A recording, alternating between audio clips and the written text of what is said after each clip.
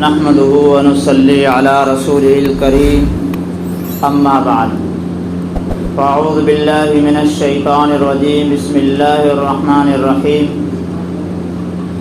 قال الله تبارك وتعالى في القرآن المجيد والفرقان الحميد والله أخرجكم من بطون أمهاتكم لا تعلمون شيئا وجعل لكم السمع والأبصار والأفئدة وقال تعالى أيضا اقرأ باسم ربك الذي خلق الإنسان من علق اقرأ وربك الأكرم الذي علم بالقلم علم الإنسان ما لم يعلم وقال النبي صلى الله تعالى عليه وسلم العلم صلاحي أو كما قال عليه الصلاة والسلام.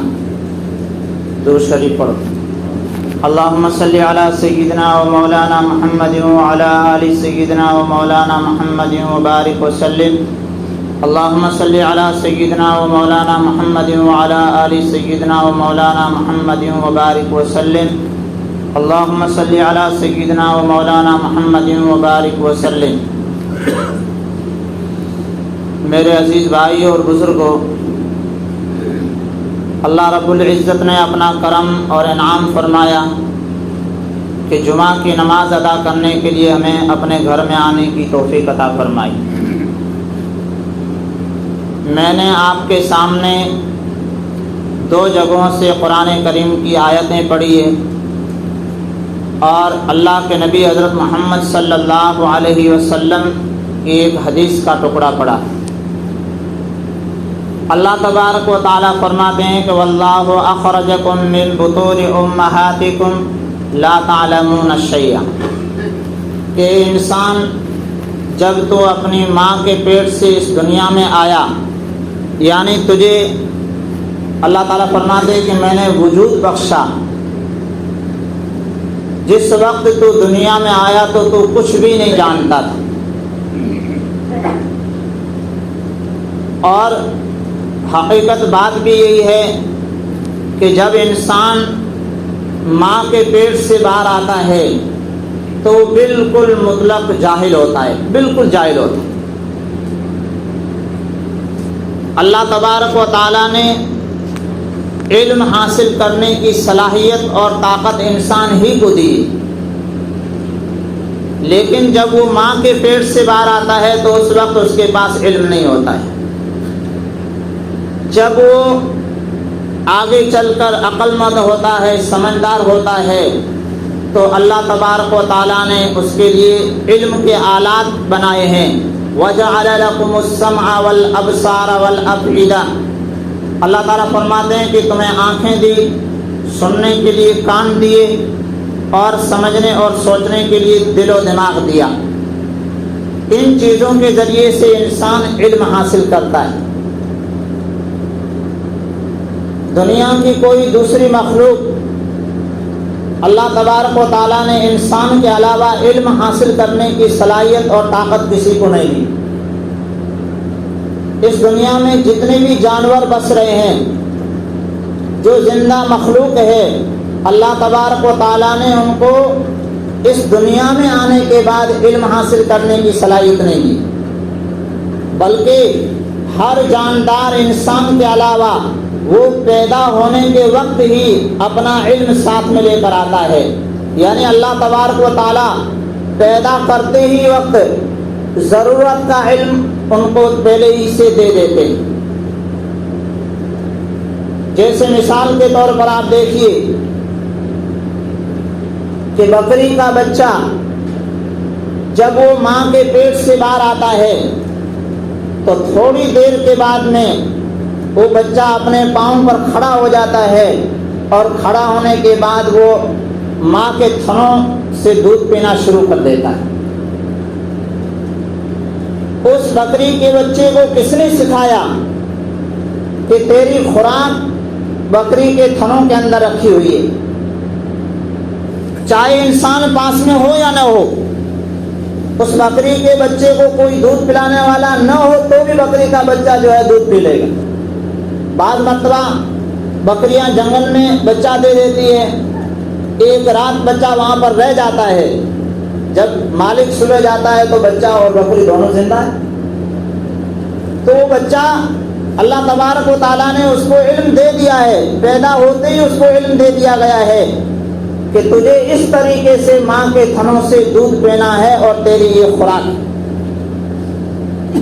इसके बरखिलाफ इंसान है, बच्चा माँ के पेट से जब बाहर आता है तो उसको बिल्कुल इल्म नहीं होता है कि मेरी खुराक कहाँ रखी। अगर बच्चे को माँ छाती पर लेटा दे और उसका मुंह थनों से अगर न लगाया जाए, माँ की छाती से अगर न लगाया जाए, तो बच्चा वहाँ पर भूख मर के खत्म हो जाएगा। उसको पता नहीं है कि मेरी खुराक यहाँ माँ की छाती में रखी। इसी बात को अल्लाह ताला फरमा रहे हैं कि वल्लाहु अखरजकुम मिन बुतूनि उम्महातिकुम ला तअलमून शैया, कि जब तुम अपनी माँ के पेटों से बाहर आए तो उस वक्त तुम बिल्कुल कुछ नहीं जानते थे। आप देखिए, बतख का बच्चा जब वो अंडे से बाहर आता है तो कुछ देर के बाद आप उसको पानी के अंदर डाल दो, दरिया में डाल दो, तो वो तैरना शुरू कर देगा, हालांकि वो कहाँ से सीख के आया। और इंसान का बच्चा पैदा होने के बाद अगर वो तैराकी न सीखे तो छोटा बच्चा ही नहीं है, हम जितने बड़े बैठे हैं पानी के अंदर कूद जाए पता चल जाएगा, इंसान जो है डूब के मर जाएगा। क्यों? इसलिए कि उसको तैरना अगर नहीं आता है, ये इल्म अगर वो सीखा नहीं है तो वो तैर नहीं सकता है। और बतख का बच्चा अल्लाह रब्बुल इज्जत ने पैदा होने से पहले ही उसको ये इल्म दे दिया, और वो बच्चा जैसे ही बाहर आया तो वो तैरना शुरू कर दे। अगर इंसान को अगर घर बनाना है तो उसको इंजीनियर के पास जाना पड़ेगा, और इंजीनियर वो स्कूल में पढ़कर इल्म हासिल करके और वो नक्शो निगार बनाता है और नक्शा खींचता है। उसके बरखिलाफ आप देखिए कि जितने भी परिंदे हैं वो अपने घोंसले बनाते हैं, वो कौन सी यूनिवर्सिटियों में पढ़ के आते हैं, और इतने बेहतरीन बेहतरीन जो है घोंसले और माड़े बनाते हैं कि इंसान दंग रह जाता है, हैरान रह जाता है। तो ये इल्म कहाँ से आया? अल्लाह रब्बुल इज्जत ने उनको इल्म अता कर दिया पहले ही। कुरान करीम में अल्लाह तबारक व तआला ने सबसे पहली वही जो जिब्राइल अमीन अल्लाह के रसूल हजरत मोहम्मद सल्लल्लाहु अलैहि वसल्लम पर लेकर आए, वो है इक़रा बिस्मि रब्बिकल्लज़ी खलक़, कि इंसान तो अपने रब के नाम से पढ़। यानी सबसे पहला जो हुक्म हो रहा है इंसान को वो ये हो रहा है कि तुझे इल्म हासिल करना पड़ेगा। अगर तू इल्म हासिल नहीं करेगा तो अल्लाह रब्बुल इज्जत को पहचान नहीं सकता है, अपने नबी को पहचान नहीं सकता है, आखिरत की जिंदगी को पहचान नहीं सकता है। और उसने ये बात जिक्र फरमाई कि इक़रा बिस्मि रब्बिकल्लज़ी खलक़, कि अपने रब के नाम से जो इल्म है उसको पढ़ो। अगर इंसान इल्म पढ़ ले लेकिन उस इल्म के साथ में अगर अल्लाह का नाम न हो, अल्लाह का खौफ न हो, अल्लाह का डर न हो, तो वो इल्म इस दुनिया में भी इंसान को फायदा नहीं देता है, और मरने के बाद तो क्या फायदा देगा। आप देखिए, एक स्कूल में पढ़ने वाला बच्चा अगर वो वहाँ पर स्कूल में पढ़ रहा है और मेहनत कर रहा है, साथ में अगर वो दीन का इल्म भी पढ़ रहा है, तो उस बच्चे की जो नूरानियत है वो अलग होगी। और एक वो बच्चा जो खालिस दुनियावी तालीम पढ़ रहा है, उसके पास दीन का इल्म नहीं है, तो उसकी जिंदगी जो है दूसरी होगी। आप देखिए, आज दुनिया में इंसानों पर कितना जुल्म हो रहा है। अखबार पढ़ने वाले और यूट्यूब में जाकर खबरें सुनने वाले देखते हैं और सुनते हैं कि आए दिन जो है इंसानों के ऊपर कितना जुल्म हो रहा है, और गरीबों के घरों पर बुलडोजर चलाया जा रहा है। ये चलाने वाले कौन हैं? क्या बकरियां चलाने वाले लोग हैं? नहीं, बल्कि बड़ी बड़ी डिग्रियों के मालिक लोग हैं। آرڈر کہاں سے ہوتا ہے؟ جو پارلیمنٹ میں بیٹھے ہوئے بڑی بڑی ڈگریاں لے کر بیٹھے ہیں ان کے یہاں سے جو ہے حکم اور آرڈر جاری ہوتا ہے کہ فلاں بستی کے اندر جا کر بلڈوزر چلانا ہے۔ بڑی بڑی ڈگریاں لینے والے، دنیا کی بڑی بڑی تعلیمیں حاصل کرنے والے، وہ غریبوں کے گھروں کو 1 منٹ میں جو ہے گھروں کو اجاڑ دیتے ہیں۔ کیوں اجاڑ رہے ہیں؟ کیا ان کے پاس علم نہیں ہے؟ ان کے پاس ڈگریاں نہیں ہیں؟ بے شک ہے، لیکن ان کے پاس وہ علم ہے جس علم کے ساتھ میں اللہ کا نام جڑا ہوا نہیں۔ اور جب علم کے ساتھ میں اللہ کا نام نہیں جڑے گا تو پھر انسان اس دنیا میں ظالم بن کر زندگی گزار جائے۔ فلسطین میں ظلم کرنے والے، افغانستان میں ظلم کرنے والے لوگ یہ کون ہیں؟ جو بڑی بڑی ڈگریاں لے کر بیٹھے ہیں اور ایٹم بم بنانے والے، یہ انسانوں پر جو ہے رات دن ظلم کر رہے ہیں اور انسان کا خون پانی کی طرح بہا رہے ہیں۔ کیوں بہا رہے ہیں؟ اس لیے کہ ان کے پاس جو علم ہے اس علم کے ساتھ میں رب کا نام جڑا ہوا نہیں۔ اور جب انسان کے علم کے ساتھ میں اللہ کا نام جڑے گا تو پھر وہ انسان اپنی زندگی ڈر ڈر کے زندگی بسر کرے گا اور وہ اپنی پوری زندگی میں اس بات کا خیال رکھے گا کہ کہیں کسی انسان پر ظلم نہ ہو جائے۔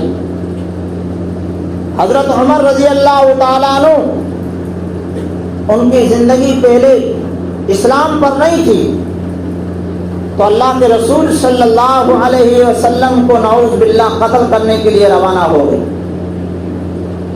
اور جب قرآن کا علم آیا اور ایمان آیا تو پھر حضرت عمر رضی اللہ تعالیٰ عنہ کی زندگی کیسے بدلی کہ ان کے غلام میسرہ کہتے ہیں کہ امیر المومنین حضرت عمر رضی اللہ تعالیٰ عنہ رات کو بستی کا چکر لگایا کرتے تھے، گشت لگایا کرتے تھے کہ کہیں کوئی انسان بھوکا نہ رہ جاوے، کسی انسان پر ظلم نہ ہو۔ میسرہ کہتے ہیں کہ ایک مرتبہ حضرت عمر رضی اللہ تعالیٰ عنہ گشت لگا رہے تھے کہ ایک گھر سے بچوں کے رونے کی آوازیں آ رہی تھی۔ امیر المومنین اس گھر میں تشریف لے گئے تو کیا دیکھتے ہیں کہ ایک بڑھیا ہے، عورت ہے، اس نے چولہے پر پانی ہانے میں رکھ رکھا ہے اور وہ پانی ابل رہا ہے اور بچوں کو وہ کہہ رہی ہے کہ ابھی کھانا تیار ہوگا، ابھی تیار ہوگا، تھوڑی دیر انتظار کر لو۔ امیر المومنین حضرت عمر رضی اللہ تعالیٰ عنہ نے جب پوچھا کہ یہ کیا ماجرا ہے تو وہ عورت کہتی ہے کہ میں بیوہ عورت ہوں، یہ یتیم میرے بچے ہیں، ان کا کوئی سہارا نہیں ہے۔ میسرہ کہتے ہیں کہ حضرت عمر رضی اللہ تعالیٰ عنہ کی آنکھوں میں آنسو آ گئے اور فرمایا کہ میسرہ ساتھ میں چلو۔ گئے اور وہاں سے بہت سارا مال لیا اور ضرورت کا سامان لیا اور بوری میں پیک کیا۔ حضرت عمر رضی اللہ تعالیٰ عنہ اپنے غلام میسرہ سے کہتے ہیں کہ میرے جو ہے کاندھوں کے اوپر یہ رکھا جائے، یہ وزن میرے اوپر ڈالا جائے۔ میسرہ کہتے ہیں کہ امیر المومنین میں اٹھانے کے لیے تیار ہوں۔ تو حضرت عمر رضی اللہ تعالیٰ عنہ فرماتے ہیں کہ میسرہ آج تم یہ بوجھ اور یہ وزن اٹھا لو گے، کل قیامت کے دن جب اللہ کے دربار میں عمر حاضر ہوگا تو اس وقت تم اس بوجھ کو اٹھاؤ گے؟ میسرہ کہتے ہیں کہ میں خاموش ہو گیا۔ حضرت عمر رضی اللہ تعالیٰ عنہ نے اپنے کندھوں پر وہ وزن اٹھایا اور وہاں پر اس بڑھیا کے گھر تشریف لے آئے اور حضرت عمر رضی اللہ تعالیٰ عنہ نے خود کھانا تیار کیا۔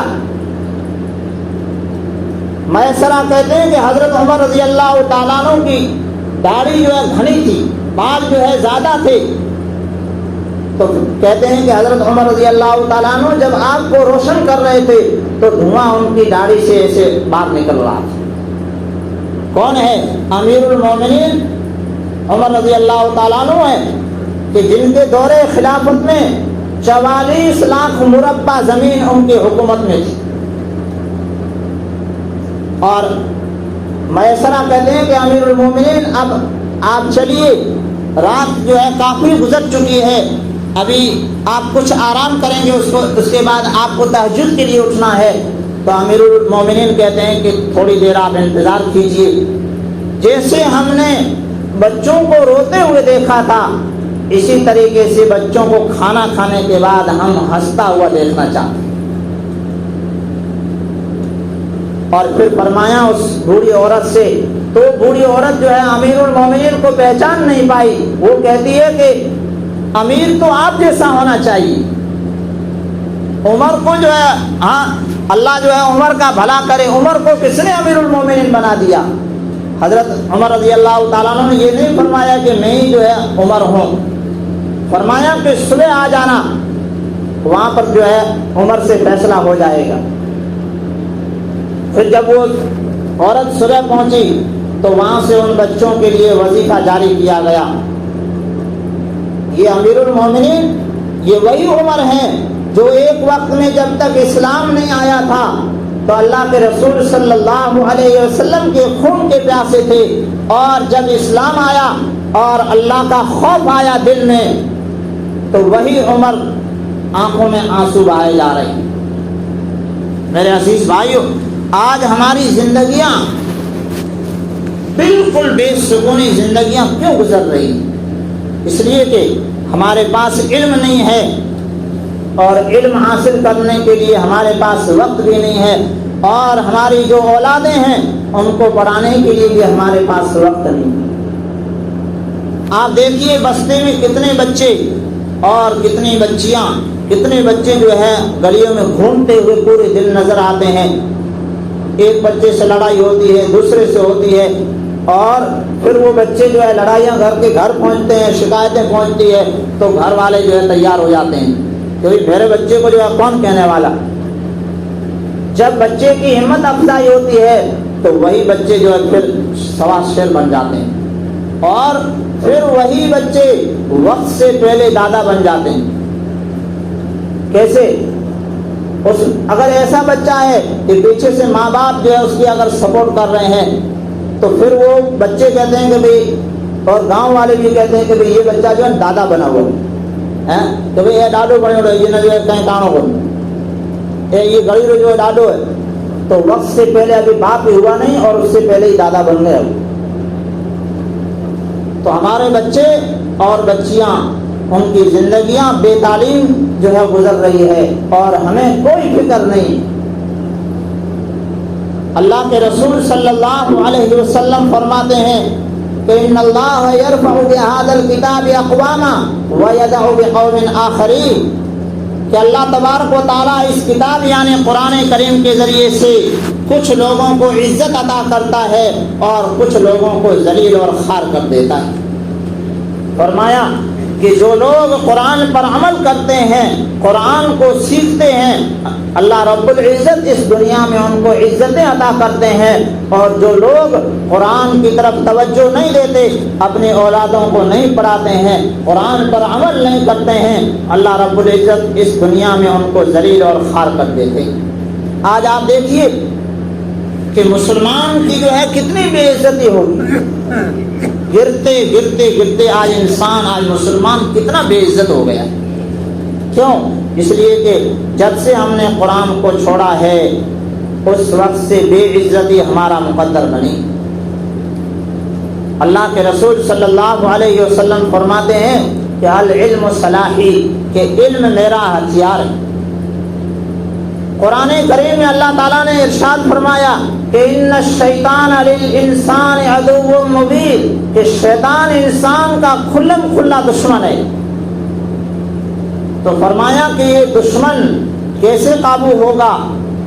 اس کے لیے جو ہے لٹھ نہیں اٹھانی پڑے گی, یا جو پہلوان بن کر میدان میں نہیں آنا پڑے گا, بلکہ اللہ کے رسول صلی اللہ علیہ وسلم فرماتے ہیں کہ اگر اس شیطان دشمن سے اگر تمہیں بچنا ہے تو علم حاصل کرنا پڑے گا. العلم سلاحی, کہ علم میرا ہتھیار ہے. مثال کے طور پر اگر انسان کے کچھ مخالف لوگ ہوں, کچھ دشمن لوگ ہوں, اور وہ انسان اگر کسی گلی سے گزر رہا ہو اور اس انسان کے ہاتھ میں اگر ہتھیار ہو, تو آپ اندازہ لگائیے کہ جو دشمن دور کھڑے ہیں وہ اس پر حملہ کریں گے؟ نہیں کریں گے. کیوں؟ کیونکہ وہ اس بات کو جو ہے سمجھ چکے ہوں گے کہ اس کے ہاتھ میں ہتھیار ہے، کہیں یہ ہمارے اوپر حملہ نہ کر۔ اللہ کے رسول صلی اللہ علیہ وسلم نے فرمایا کہ علم مومن کا ہتھیار ہے، اگر علم مومن کے پاس ہے تو شیطان جو انسان کا دشمن ہے یہ اس کے قریب نہیں آئے گا، اگر علم نہیں ہوگا تو شیطان الگ الگ شکلوں میں حملہ کرتا رہے گا۔ آپ اندازہ لگائیے کہ آج ہماری جو ہے استھتیاں کیسی بگڑ چکی ہیں۔ دیندار کہے جانے والے گاؤں ہیں، اس بستی میں کتنے بچے جو ہے اور کتنے بچیاں پڑھتی ہیں۔ گنے چنے گاؤں ہے جہاں بچیوں کے لیے تعلیم ہے، ورنہ کوئی تعلیم نہیں ہے۔ بچوں کے لیے نہیں ہے تو بچیوں کے لیے کیا ہوگی؟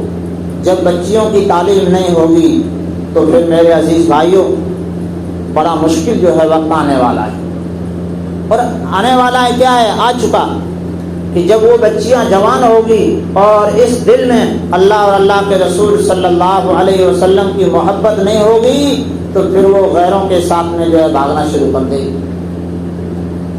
واقعات ہو رہے ہیں، ہوں گے نہیں، ہو رہے ہیں کہ جس ماں باپ نے 15 16 17 سال جو ہے اس پر قربانیاں دی، بچی کے لیے تکلیفیں اٹھائی، باپ نے نہ گرمی دیکھی نہ سردی دیکھی، دن رات جو ہے کماتا رہا، اس کی ضرورتوں کو پوری کرتا رہا، اور ایک غیر اس نے صرف ایک جملہ کہا کہ آئی لو یو، کہ میں آپ سے محبت کرتا ہوں، اس ایک جملے کے پیچھے وہ بچی جو ہے بھاگ جاتی ہے اور ماں باپ کی اور پوری بستی کی نہیں بلکہ پورے مسلمانوں کی ناک کٹا دیتی ہے۔ کیوں ہو رہا ہے؟ ابھی تو یہ ابتدا ہے، ابھی بھی جو ہے ہمیں سنبھلنے کا وقت ہے۔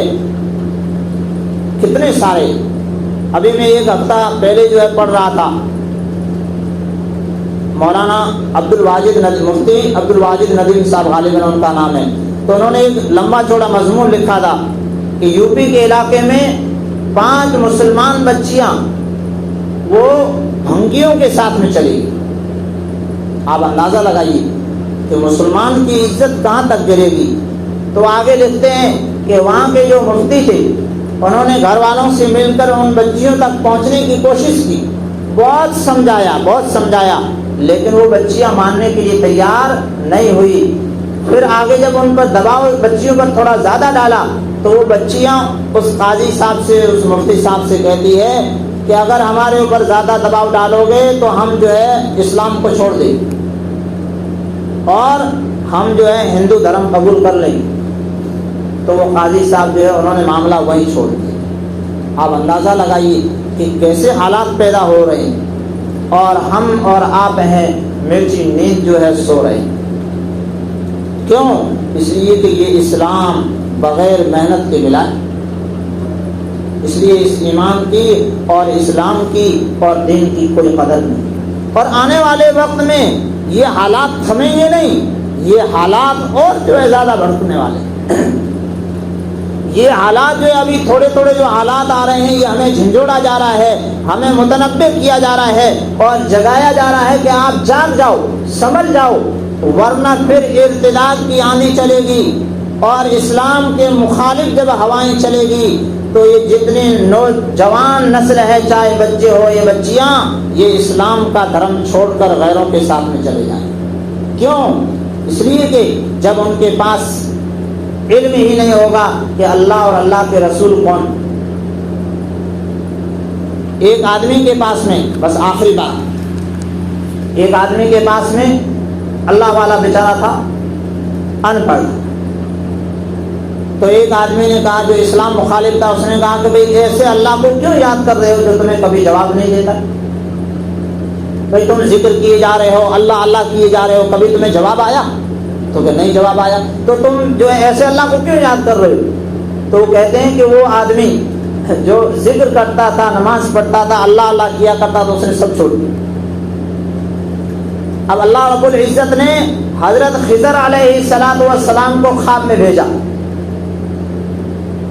تو حضرت خضر علیہ السلام نے خواب میں آ کر پوچھا کہ بھئی تم نے ذکر کیوں چھوڑ دیا؟ تو وہ کہتا ہے کہ بھئی ذکر کیا کروں، ایسے اللہ کو یاد کرنے کا کیا فائدہ جو رب جواب ہی نہیں دیتا ہے۔ تو حضرت خضر علیہ السلام نے فرمایا کہ اللہ رب العزت فرماتے ہیں کہ میں نے تمہارے ذکر کو قبول کر لیا ہے، تمہارے اللہ اللہ کرنے کو قبول کر لیا ہے، اور قبولیت کی علامت یہ ہے کہ جب بندہ اللہ کا ذکر کرتا ہے، چاہے نماز پڑھتا ہو یا ذکر کر رہا ہو، اللہ اللہ جب وہ کرتا ہے تو ایک مرتبہ جب وہ اللہ اللہ کرتا ہے، اللہ تعالیٰ فرماتے ہیں کہ اس کو جب میں قبول کرتا ہوں تو اس کے بعد دوبارہ اس کو اللہ اللہ کرنے کا موقع دیتا ہوں۔ اس کا مطلب یہ کہ تمہارا جو ذکر ہے وہ قبول ہو رہا ہے، اور جب میں بندے کے ذکر کو قبول نہیں کرتا ہوں تو جب وہ ایک مرتبہ ذکر کر دیتا ہے تو اس کی زبان پر تالا لگا دیتا ہوں۔ تو جب علم نہیں ہوگا تو یہی حالات ہوں۔ اس لیے میرے عزیز بھائیو، اپنے مکتب کو مضبوط کرو، اپنے بچوں کو بچیوں کو، آپ بچے کو روزانہ 20-50 روپے خرچی کے لیے دے دیتے ہو، لیکن جو آپ کے مکتب میں اساتذہ پڑھانے والے ہیں ان کو دینے کے لیے آپ کے پاس 10 روپے نہیں۔ کتنا جو ہے ایمان والا گرے گا۔ میں بھاری الفاظ آپ کے سامنے ذکر نہیں کر رہا ہوں، آپ کہیں گے کہ بھئی آپ جو ہے یہاں ڈانٹنے کے لیے بیٹھے ہو یا جو ہے بات سمجھانے کے لیے۔ اس لیے ہم ضرور اپنے اولادوں کو پڑھائیں، اس بات کی ہم فکر کریں کہ ہمارے مکتب میں، ہمارے گاؤں میں ایسا نظام ہو کہ ہر سمجھدار بچہ اور سمجھدار بچی کوئی گھر میں رہنا نہیں چاہیے، بلکہ وہ مکتب میں آ کر دین کی تعلیم حاصل کریں۔ ابھی بھی وقت ہے کہ ہم سمجھ جائیں، اور ہم بڑے بھی خود جو ہیں وہ یہاں مسجد میں جمع ہو کر، اگر ہمیں دین کی تعلیم نہیں آ رہی ہے تو ہم سیکھیں یہاں آ کر، اور یہ دین کی جو خدمت کرنے والے لوگ ہیں ان کی آپ مدد کریں۔ اللہ رب العزت نے موقع دیا ہے، ورنہ اللہ رب العزت دوسروں کو بھی موقع دے سکتا ہے۔ ہاں، اللہ کے لیے کوئی کام مشکل نہیں ہے، یہ تو ہماری خوش قسمتی ہے کہ اللہ رب العزت نے ہمیں موقع دیا ہے۔ اللہ رب العزت ہمیں علم حاصل کرنے کی اور وقت سے پہلے ہمیں سمجھنے کی توفیق عطا فرمائے۔